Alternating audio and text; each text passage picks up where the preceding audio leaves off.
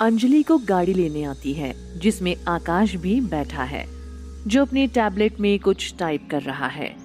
अंजलि उसे देखते ही good morning कहती है, लेकिन आकाश उसकी ओर ना देखते हुए गुस्से से कहता है, तुम्हें पता था कि मैं तुम्हें पिक करने आने वाला हूँ, तो फिर तुमने मुझे रेडी होकर फोन क्यों नहीं किया?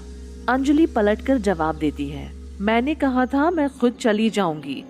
आकाश अली के बिना ही ऑफिस निकल गया है क्योंकि उसे अंजलि को पिक करना था। आकाश गुस्से में था क्योंकि वो 1 घंटे से अंजलि का घर के बाहर इंतजार कर रहा था। आकाश अंजलि से बिल्कुल भी बात नहीं करता। कार ऑफिस तक पहुंच जाती है। अंजलि कार से उतरकर पूछती है, तुम नहीं आ रहे? नहीं, मुझे मीटिंग में जाना है और तुम जल्दी से कार से बाहर जाओ वरना मुझे लेट हो जाएगा। अंजलि मन ही मन सोचती है, जब इसे कहीं और जाना था तो मुझे पिक करने क्यों आया? अंजलि चिढ़कर पीछे पलटकर जाते हुए कार को देखती है। अचानक अंजलि को ख्याल आता है कि उसका पर्स तो कार में ही रह गया है। वो बिना कुछ सोचे समझे कार के पीछे दौड़ने लगती है। आकाश को रियर व्यू मिरर में अंजलि कार के पीछे दौड़ती दिखाई देती है। वो चौंक कर कार को रुकवाता है। अंजलि की स्लिम बॉडी दौड़ते हुए किसी परफेक्ट मॉडल के फिगर की तरह दिखाई दे रही थी। अंजलि हांफते हुए कार का दरवाजा खोलती है और आकाश के बॉडी पर लगभग लेट जाती है। आकाश हड़बड़ा जाता है। वो समझ ही नहीं पाता कि अंजलि कर क्या रही है। अंजलि आकाश के ऊपर से सरकते उसके बगल में रखे हुए अपने पर्स को उठा लेती है। आकाश के पूरे जिस्म पर जैसे किसी ने गर्म लावा रख दिया हो। वो फूटकर बाहर आने की कोशिश करता है। इस बात से बेखबर अंजलि अपनी बॉडी को ज्यादा स्ट्रेच करते हुए पीछे लौटने लगती है। तभी अंजलि का बैलेंस खो जाता है और वो आकाश पर पूरा ही गिर जाती है। आकाश ना चाहते हुए भी अंजलि की मदहोश करने वाली महक में खो जाता है। अंजलि थोड़ी नर्वस हो जाती है। वो झटके से उठकर कार से बाहर निकलती है। आकाश भी तेजी से कार के बाहर निकलता है और अंजलि की बाह पकड़कर उसे कार की तरफ धक्का देता है। अंजलि कार से टिककर खड़ी हो जाती है। आकाश गुस्से से पूछता है, तुम हमेशा ये जानबूझकर करती हो क्या? मेरे करीब आने के मौके तलाशती रहती हो तुम? अंजलि गुस्से से जवाब देती है, मिस्टर सहगल, आपको ये क्यों लगता है कि मेरी जिंदगी में आपके अलावा कोई और चीज मायने ही नहीं रखती? और क्या केवल तुम ही मेरा पीछा कर सकते हो? वैसी खुशफहमी में मत रहना। मेरा पर्स छूट गया था, वो लेने आई थी। आकाश अंजलि की तरफ देखता है और कुछ बोले बिना कार में बैठता है और ड्राइवर से चलने के लिए कहता है। अंजलि ऑफिस की ओर निकल पड़ती है। अपने केबिन के बाहर मीनल और दिया को खड़े देख अंजलि उनसे पूछती है, तुम यहाँ क्या कर रही हो?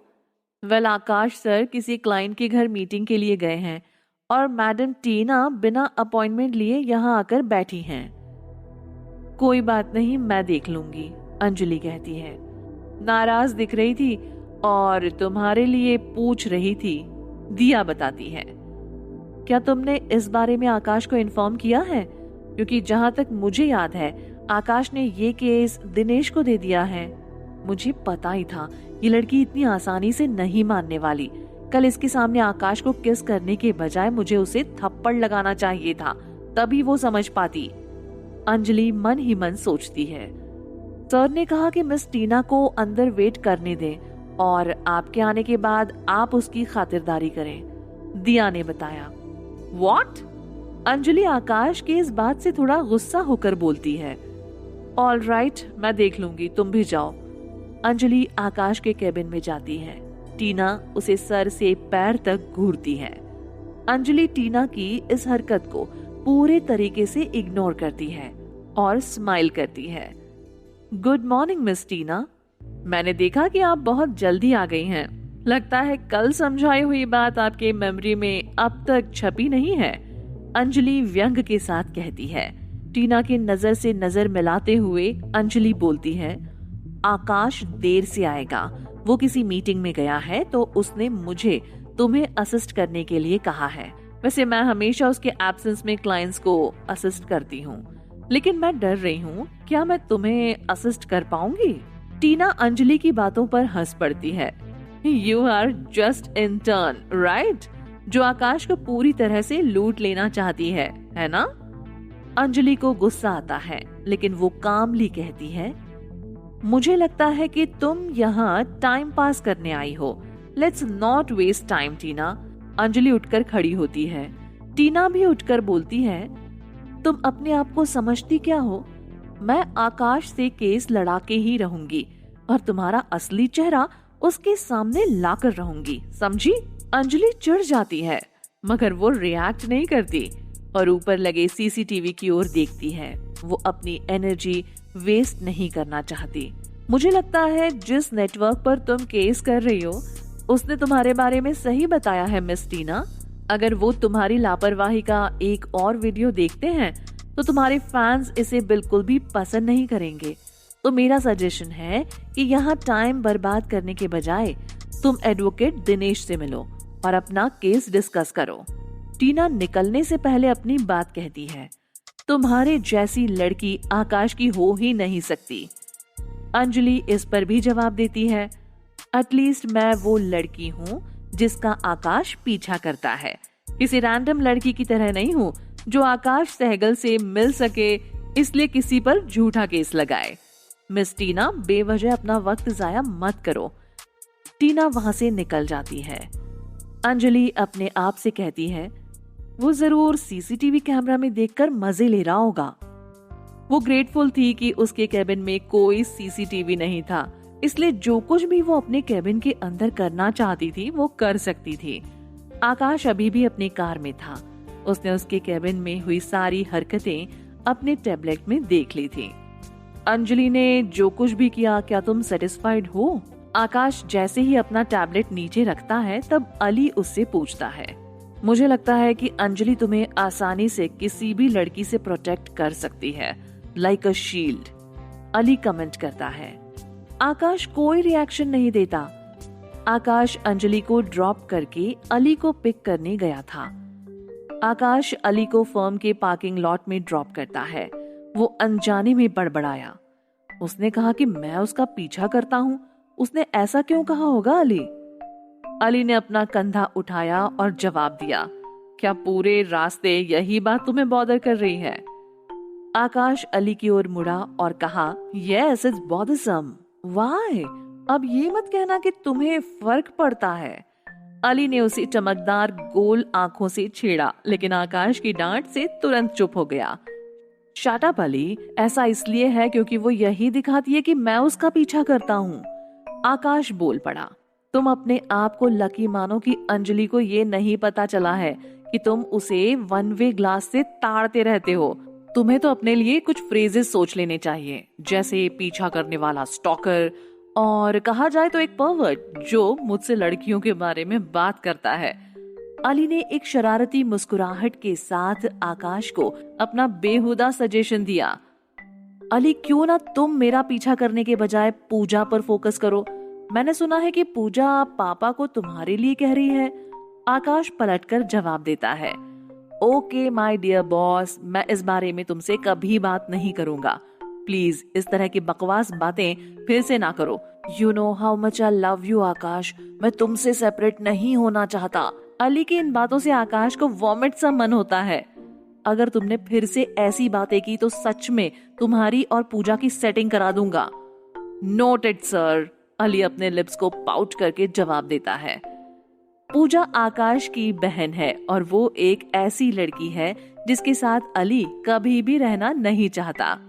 अंजलि ने पूरा दिन सीईओ के ऑफिस में अकेले आकाश द्वारा दी गई फाइलों की देखभाल करने और नोट्स बनाने में बिताया था। न जाने क्यों अंजलि की आंख बार बार आकाश के कैबिन की ओर चली जा रही थी। अंजलि सोचती है कि आज काम करने में मजा क्यों नहीं आ रहा। क्या वो आकाश को मिस कर रही थी? इस ख्याल को अपने मन से निकालते हुए उसने आखिरी फाइल को मोड़ कर बंद कर दिया और राहत महसूस की। आकाश उसे उस दिन अपने क्लाइंट्स के किसी भी मीटिंग में नहीं ले गया था। वो ऑफिस के अंदर रहने और डेस्क वर्क करने के बजाय उसके साथ फील्ड वर्क की उम्मीद कर रही थी। वो एक्चुअल कोर्ट केस और जिस तरह से उन्हें अरेंज किया जाता है उसे देखना चाहती थी।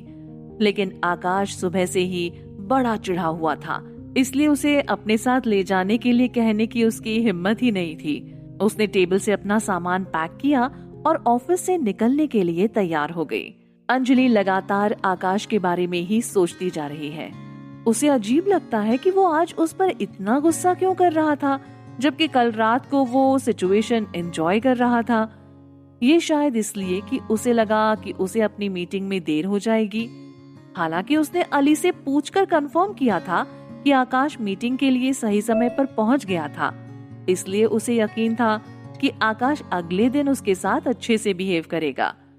अंजलि अपनी सुबह की हरकत से थोड़ी शर्मिंदा थी और उसका मूड भी खराब था, इसलिए उसने कार में अपना फेवरेट गाना चलाया। अंजलि अक्सर ऐसा करती है। तभी उसे कार से कुछ टकराने की आवाज आती है। वो गाड़ी का इंजन बंद करके कार से बाहर निकलती है और देखती है कि कितना डैमेज हुआ है। उसने अपनी कार को टक्कर मारने वाले व्यक्ति को देखने के लिए मुड़कर देखा कि ब्लैक लेदर शूज पहने हुए पैर कार से उतर रहे हैं। एक लंबा आदमी ग्रे बिजनेस सूट में उसके सामने खड़ा होता है। एक हल्की सी स्माइल देकर अंजलि की कार की ओर देखता है। Miss, are you all right? वो अंजलि को सिर से पैर तक देखता है कि कहीं चोट तो नहीं लगी। आई एम गुड, बट शायद मेरी कार ठीक नहीं है।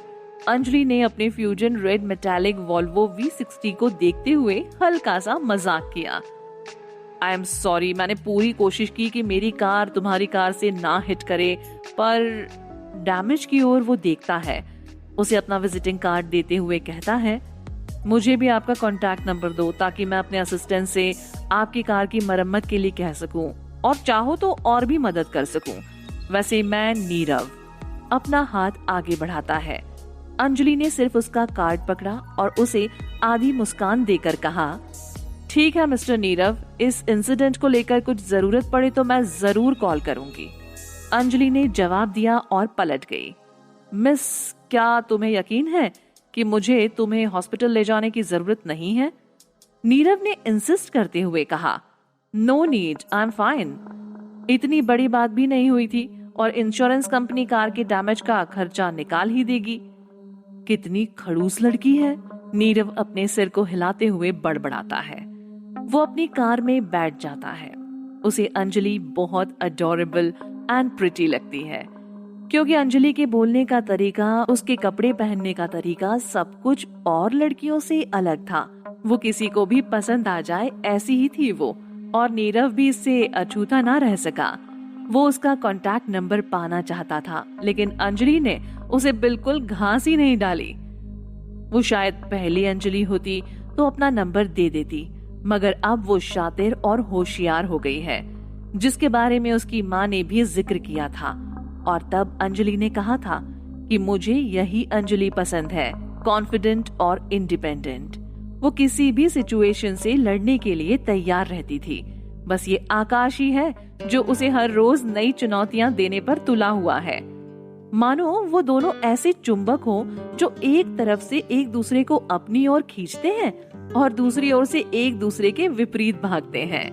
अंजलि और आकाश के इस चुंबकीय आकर्षण का आखिरी अंजाम क्या होगा? नीरव अंजलि की जिंदगी में कौन से उतार चढ़ाव लेकर आएगा? अंजलि की आकाश के साथ लव हेट रिलेशनशिप आखिर किस मुकाम पर पहुंचेगी? आगे जानने के लिए सुनते रहिए